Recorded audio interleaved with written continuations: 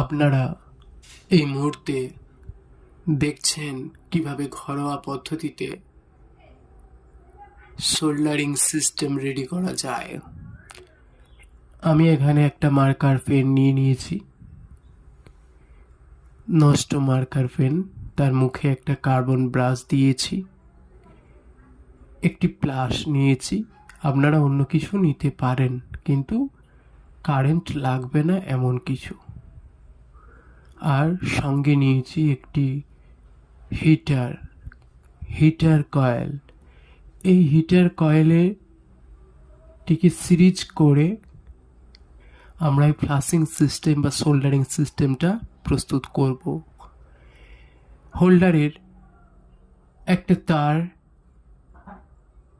আমরা ফেজ দিয়ে দেব। ফেজটা সোল্ডারিং করার জন্য আমাদের তো লাইন লাগবে, সেই লাইনের ফেজ দেবো একটা হিটারের তারে।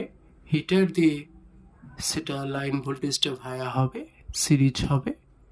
তারপর আরেকটা যে নিউট্রাল ওয়্যার থাকবে, সেই নিউট্রাল ওয়্যারে আমরা একটা এইভাবে প্লাস কিংবা অন্য কিছু যেন হাতে তড়িৎ না লাগে সেরকম সেফটি জিনিস ব্যবহার করব।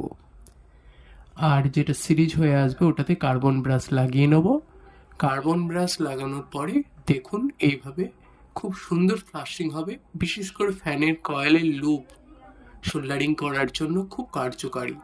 ভিডিওটি ভালো লাগলে পাশে থাকবেন, সাবস্ক্রাইব করবেন, লাইক করবেন, কিছু জানার থাকলে কমেন্ট করবেন। ধন্যবাদ।